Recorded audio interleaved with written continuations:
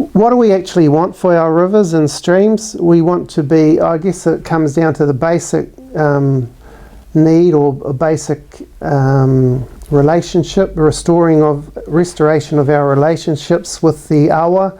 And that's simple things like being able to swim in the river, being able to learn from the river. A lot of our cultural practices were from intergenerational knowledge being passed on from our nannies and our koro. And so how do we reinvigorate or rejuvenate that type of thing? At the moment, a lot of the streams are degraded, got too much sediment in, too much weed, things like that, and some of them have no water in at all. So what we actually want is it can't be achieved immediately, it has to be achieved over time. And so in the Resource Management Act, there's a basic requirement to maintain or enhance water quality or water quantity. So you can't do that immediately. It takes 2 or 3 management responses, I guess, from council through policy and rules and resource consent processes. So you can't just switch something off or switch it on. And that's where we use the term target. So sometime in the future we want to be able to do that, and what is a reasonable time frame to allow that to happen? So we have the NPS for freshwater management, and that creates the ability to use targets or future dates by when something can be achieved.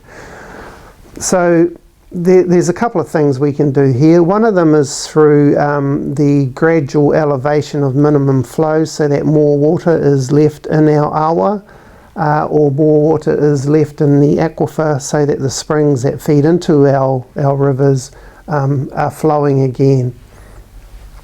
The other thing we can do is the removal of sediment, and some of you will be familiar with the conversations around restoring the Clive and getting rid of that 1.5, 2 metres of mud that's accumulated there over time. So through the policy setting and the rules, we can gradually improve things, but it may take 10 years, maybe a little bit longer, to get up to the quality and the quantity that we want. So on the Ngāraroto, we're looking at increasing the habitat, the minimum flow and things like that gradually, not just in one big jump. So at the moment it's 2,400 litres per second. We actually wanted it 2,800 litres per second at public notification. We never got that, so we need to still strive for that as a starting point. And then over the next 10 years, look at moving that minimum flow level up to something like 4,000, 4,200, 4,300 litres per second, gradually in 2 or 3 stages. Now, council has already done this on the Tuki. So they've moved the minimum flow on the Tuki from 3,500 litres per second at Red Bridge, and it will gradually, at the moment it's gone up to 4,200, I think it is, 4,300 or something like that at Red Bridge. So it's already increased by 700-800 litres per second. And then they have one more stage, which is in 2023, when it will be up at 5,200 litres per second. So over like 9 or 10 years from when the Tuki plan change was made operative, over those 9 or 10 years, they're looking at moving from 3,500 up to 5,200, which I guess is 1,700 litres per second increase. And that's quite a major increase in flow. So on the Ngāti we're looking at moving from 2,400 up to say 4,200. So that means an increase of 1,800 litres per second over 9 or 10 years. Now the NPS implementation, government looked at having full implementation of the NPS by I think around 2030, and then that was wound back to 2025. So by the time the tank plan change is finished going through all its statutory phases, it's likely to be around 2023, 2024 anyway. So realistically, I think if we can aim for a higher minimum flow on the Karamu, on the Tutaikuri, and on the Ngāti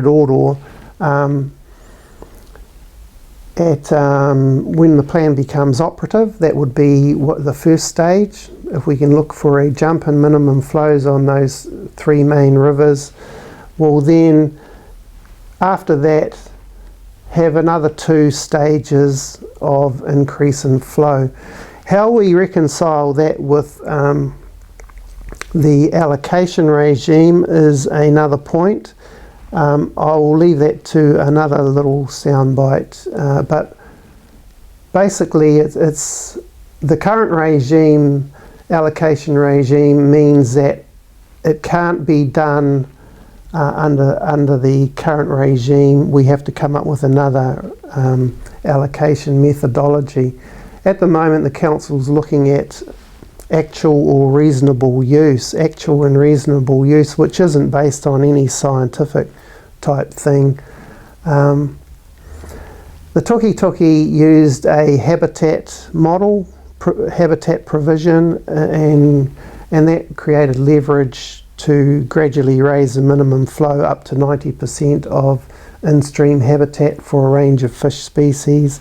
So it's already been done by a regional council. And I think if we can emulate that model within the tank catchments, it would be very helpful and beneficial for whānau to gradually get the water back into the awa that they require to enable their cultural practices to be revived, and that connection to the awa to be reinstated.